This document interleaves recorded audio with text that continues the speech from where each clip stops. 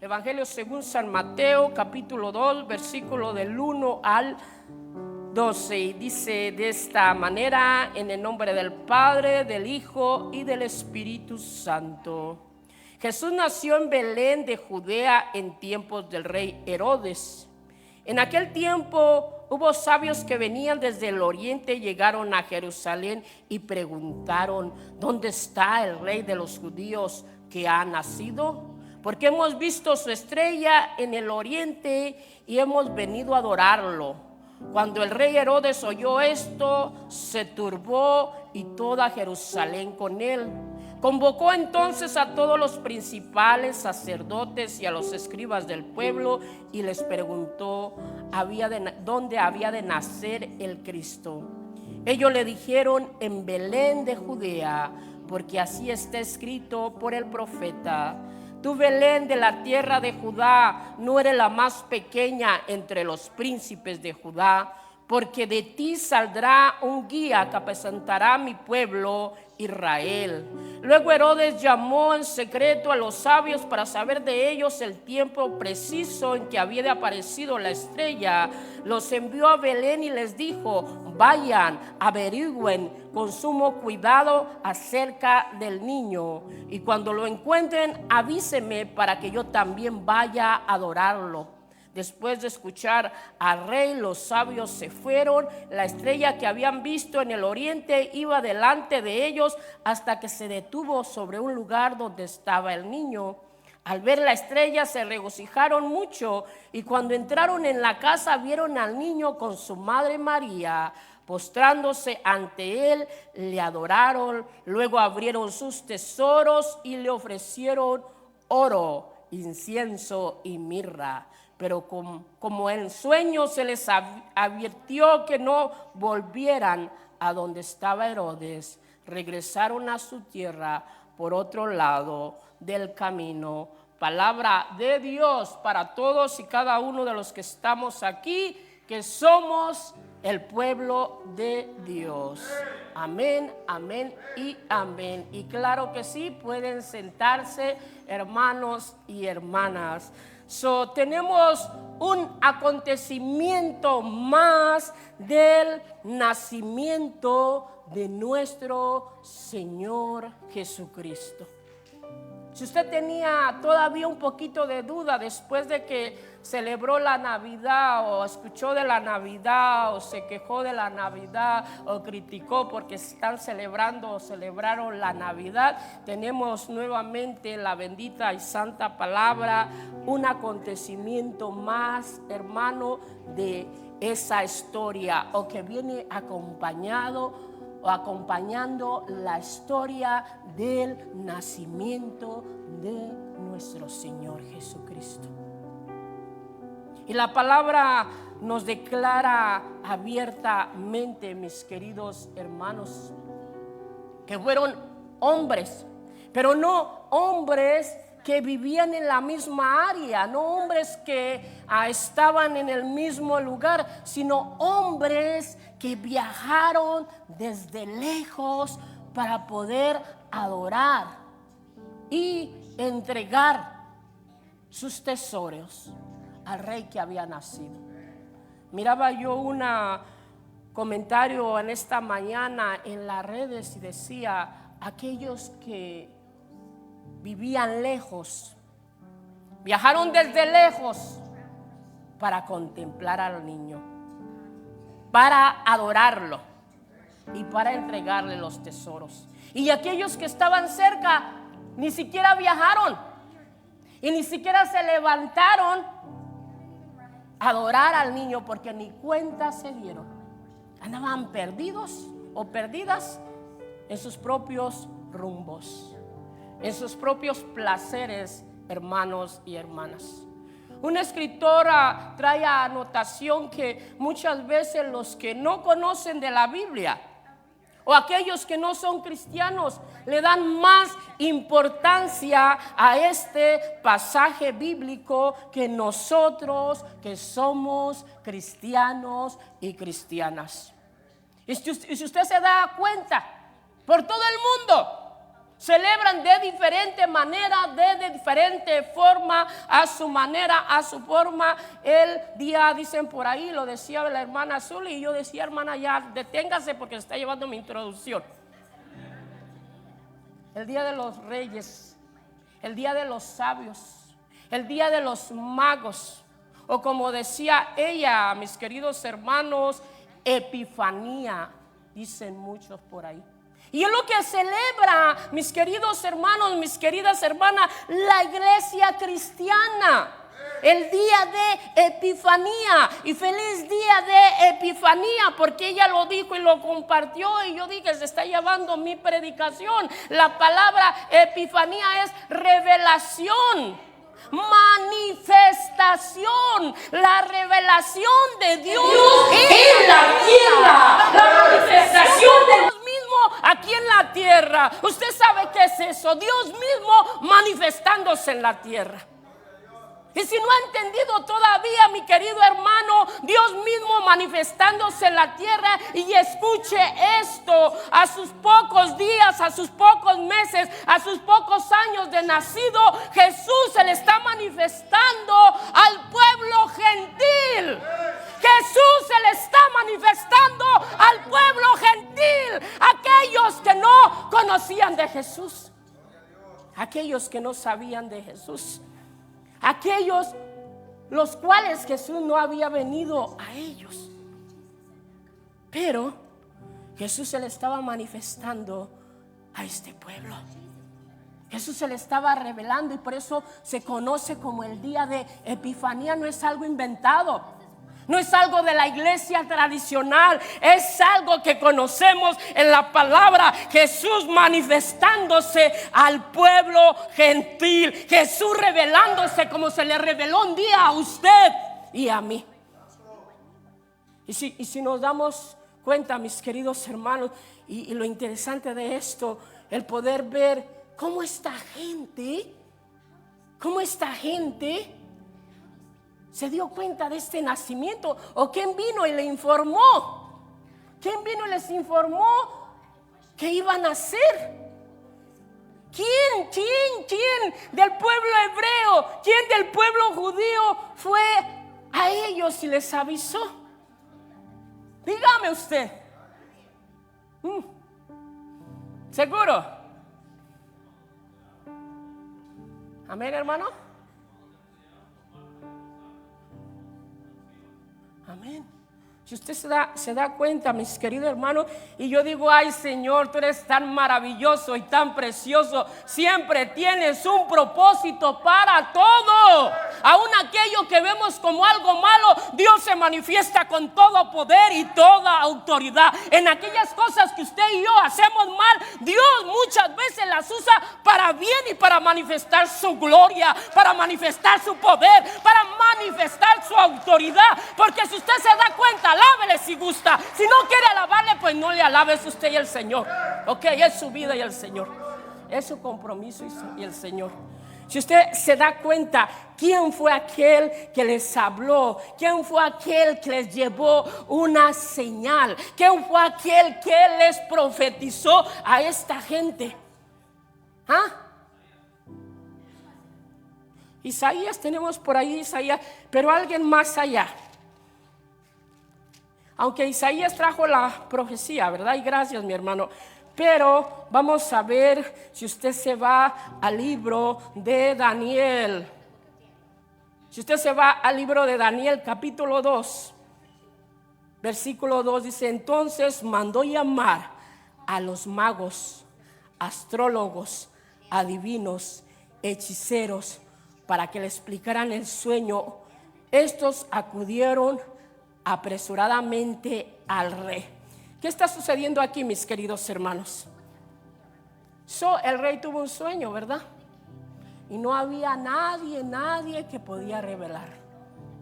Y mandó llamar a todos aquellos que conocían, que eran hombres. Cuando escuchamos la palabra mago, No es lo que tenemos como entendimiento de aquellos que vienen y hacen magia y sacan un conejo de un sombrero, que le aparecen flores, que viene con una varita mágica. No, nada de eso. Cuando vemos la palabra mago, griego dice mago, que quiere decir sabios, entendidos, conocedores más allá de la astrología. ¿Ok?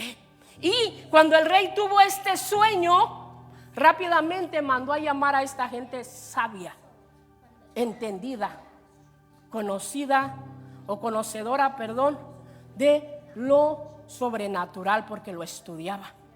Y ellos no pudieron revelarle el sueño, ¿verdad, hermano? No pudieron revelarle, no lo encontraron. ¿Y quién se lo reveló? Daniel, el jovencito que llegó de Israel en el cautiverio que hizo el rey Nabucodonosor.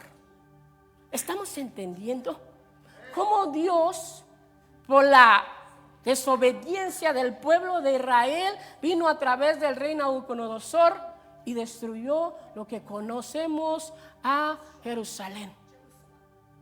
Pero a través de eso Dios quería revelar su plan y su propósito de que iba a haber un momento que el Mesías iba a venir y que el Mesías iba a venir a gobernar. Y quería revelárselo también, mis queridos hermanos, mis queridas hermanas, al pueblo gentil, a los paganos, aquellos que adoraban otros dioses. Él quería revelarles que un día el Mesías iba a venir a gobernar con todo poder y con toda autoridad, y que su reino no tendría fin como los reinos humanos. Entonces, si nos vamos rápidamente, y aquí tenemos la revelación en Daniel 9, versículo 25, dice así: así que debes saber y entender que desde que se emitió el orden para restaurar, edificar a Jerusalén, y hasta que llegue el Mesías, príncipe, transcurrirán 7 semanas y 72 semanas más, y luego se volverá a reconstruir la plaza y la muralla. Serán tiempos antiguos. ¿De quién está hablando ahí, iglesia? ¿De quién está hablando ahí la profecía? Del Mesías, del príncipe, de Jehová, de Dios, no, de Jesús. De Jesús, mis queridos hermanos. Entonces ahí vemos cómo, y si usted hace cuentas, cálculos, que no me voy a detener y luego me voy a meter en todo eso, no son 70 semanas o 7 semanas como las conocemos. Ok, le voy a dejar esa tarea para que haga algo y se dé cuenta cómo de la venida, desde el momento que estuvo Daniel en Babilonia a la venida del Hijo de Dios, Jesucristo, pasaron 600 años. Ok, y se cumple la profecía que Daniel dio exactamente cuando Jesús fue bautizado. Se cumple exactamente con fecha. Le voy a dejar esa tarea, que vaya a analizar y trabaje con todo ello y se dé cuenta cómo la profecía viene y se cumple. Podemos ver el poder y la autoridad de Dios revelado. Se dice también que hubo un hombre después de que se le reveló el sueño al rey, que fue puesto frente a todos estos hombres sabios, hechiceros, magos. ¿Y quién fue puesto como líder? Daniel. Entonces Daniel, hermanos y hermanas, allí les enseñó a sus antepasados cuándo iba a nacer Jesucristo, cuando iba a nacer el rey. Les enseñó acerca de las estrellas, dicen los eruditos. Entonces estos hombres, conforme a lo que habían recibido de sus antepasados, estaban pendientes cuando iba a nacer el rey de Israel. ¿Estamos entendiendo? Entonces cuando apareció la estrella, cuando ellos estudiaban, dijeron: es el momento, es el momento. Entonces se levantaron y comenzaron a caminar. ¿Hacia dónde? A Jerusalén. porque hasta allá los llevaba a la estrella. Pero lo interesante de esto, mis queridos hermanos, y usted lo sabe, pero lo voy a compartir para aquellos que no lo saben. Ustedes saben que la Biblia no nos dice específicamente cuántos eran, ¿verdad? Porque muchas veces decimos eran 3 y luego les ponemos nombre: Melchor, Gaspar y Baltasar, y era un negrito, uno como mexicano allí coloradito, otro americano. Y nos la inventamos, como el comercio agarra fuerza y nosotros nos quedamos ahí porque estamos peleando. No, eso que no nos pertenece como cristianos, porque soy de la iglesia tradicional, y no investigamos y estudiamos y nos quedamos peor. Y el comercio agarra tramos, ¿okay? Y nosotros nos quedamos ahí. Ahí es donde el hermano hablaba de la profecía de Isaías, donde Isaías 60, versículo 4 en adelante nos dice: levanta la vista y mira a tu alrededor, todos estos se han reunido, acudido a ti, tus hijos vienen de muy lejos, tus hijas son llevadas en brazos. Cuando veas esto podrás rendir tu corazón, se hinchará y quedará maravillado al ver que a ti llegan abundancia. Escuche: abundancia del mar sobre ti, buscan las riquezas de las naciones, una multitud de camellos te cubrirá y vendrán a ti dromedarios de Medián y de Efa, y todos los que hay en Cefa cargados de oro e incienso. Allí es donde se cumple la profecía que dice, o que nos había compartido el hermano había hablado de Isaías, de dónde vendrían. Y no dice que vendrían 3, ¿verdad? ¿Qué es lo que dice? Que vendrían multitudes. Porque miren, hermanos, rápidamente, imagínense, estos hombres también se les da la talla de reyes, pero no eran reyes, sino que eran servidores de los reyes. Y cuando un rey dejaba de servir, ellos venían y tomaban el lugar. ¿Okay? Entonces, imagínense que estos hombres tan importantes, y usted lo ha visto en las películas, solo los 3 iban a venir y cada uno iba, como nos enseñan, iba a agarrar su cofrecito y lo iba a traer y iban a venir solitos por ahí. No, decían que eran grupos, como cuando salió Abraham y Sara de su familia, de su parentela. Dice que salió con todo, salió con sus criados, salió con sus tesoros, así caminaban ellos. Ahora imagínense, llevaban tesoros al rey que había nacido. No eran 3, eran muchos más que 3. Además de ello, hermanos y hermanas, ¿por qué decimos que eran 3? Lógicamente nos vamos, ¿por qué? Porque le dieron 3 tesoros. Pero mi pregunta para usted: cuando usted hace una fiesta y por ejemplo van 20, 30, 100 o 200 invitados, ¿usted recibe regalos de todos los invitados? ¿O conforme la capacidad? ¿Verdad que no? A veces va un montón y solo recibe 2 regalos o 3, ¿verdad?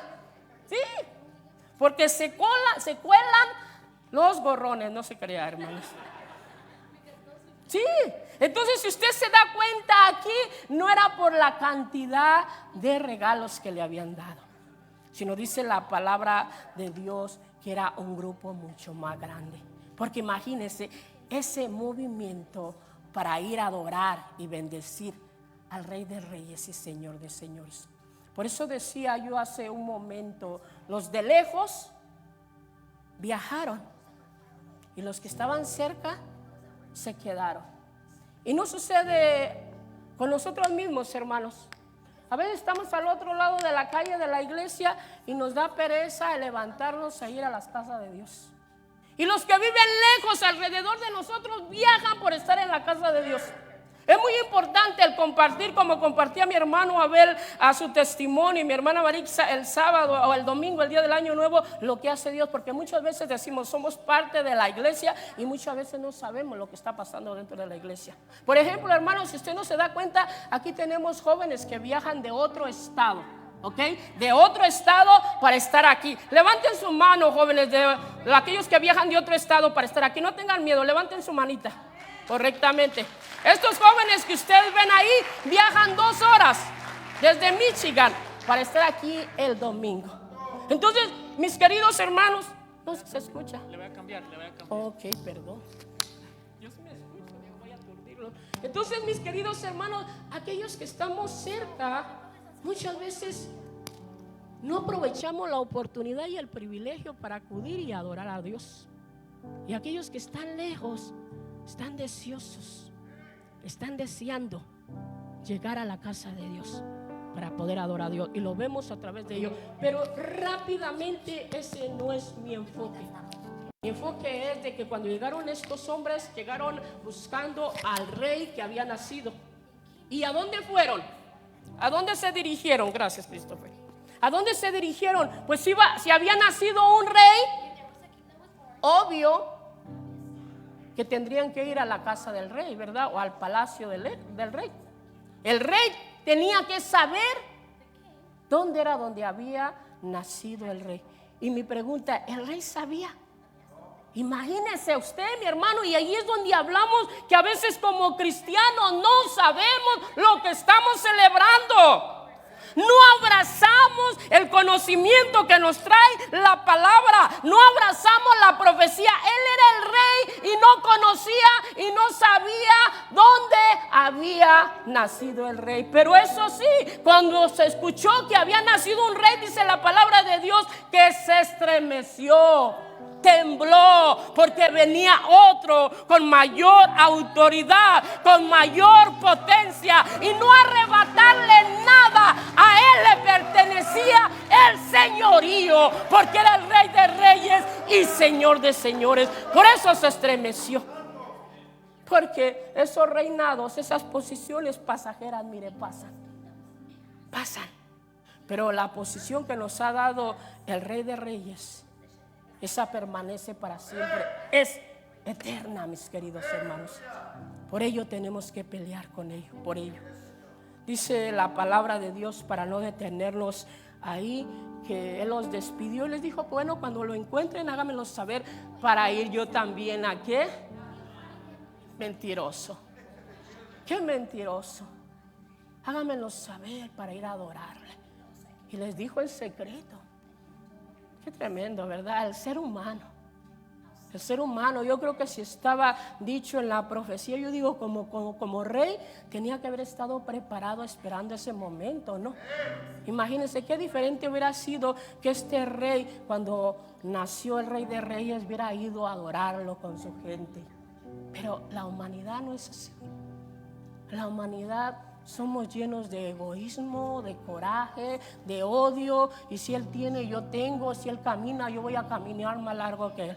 Y Jesús no es de esa manera. Jesús nos enseña que Él vino a servir.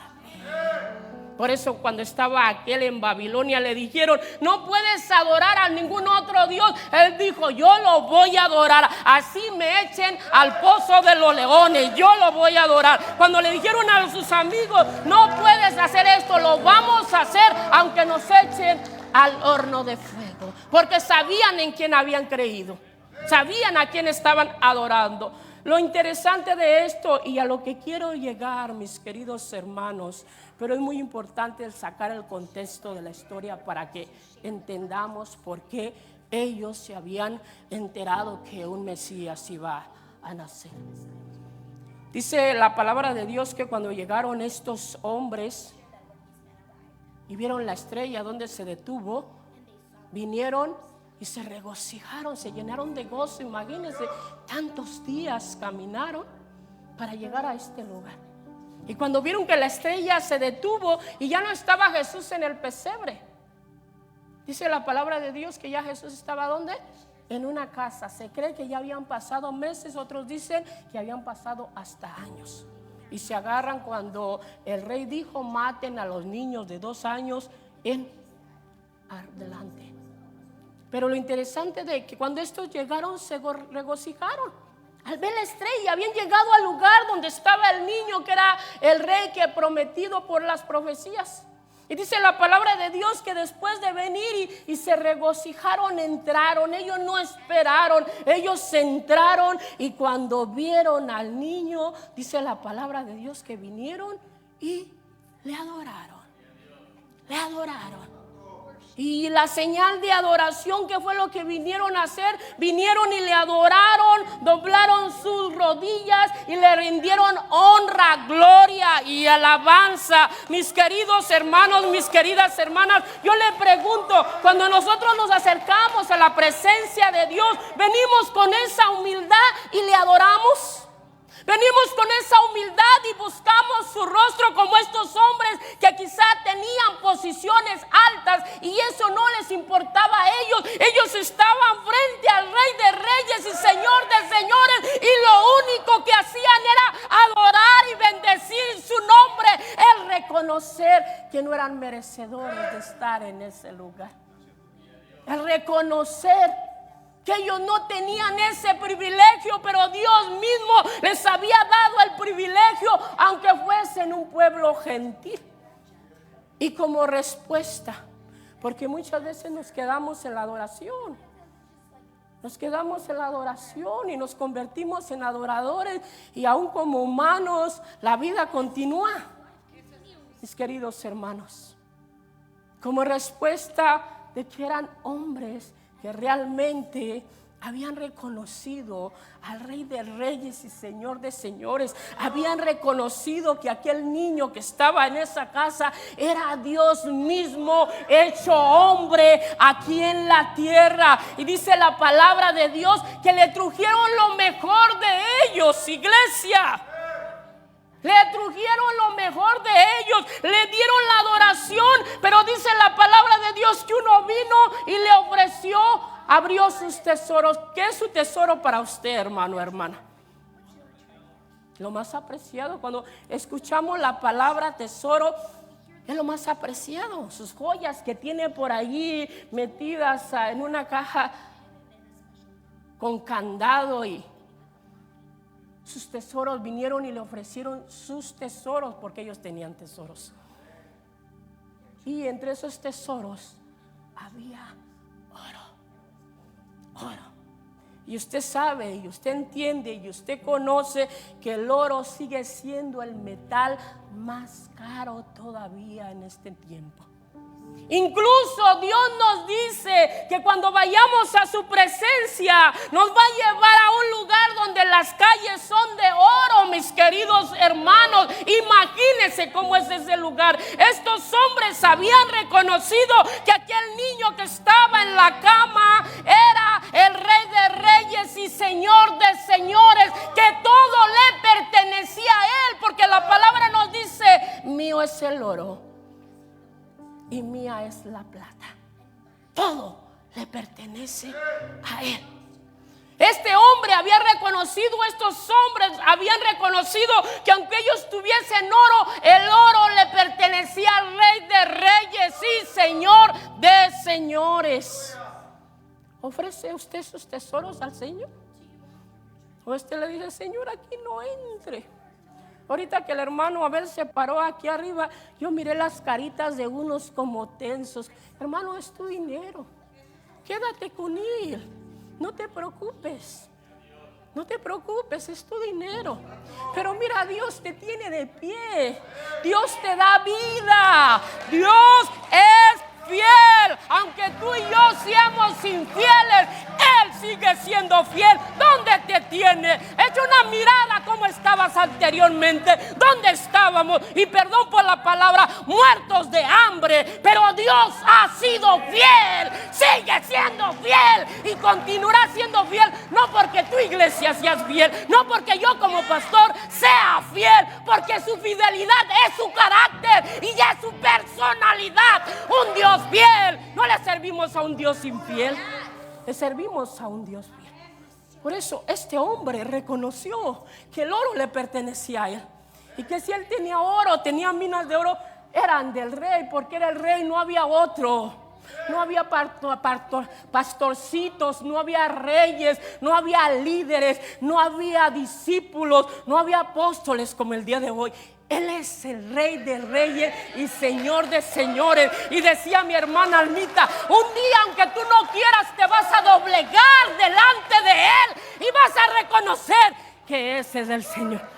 Pero mientras te pierdes la oportunidad de servirle, Mientras te pierdes la oportunidad de adorarle. Digo, aquí no pasa, pero aquellos que están por las redes.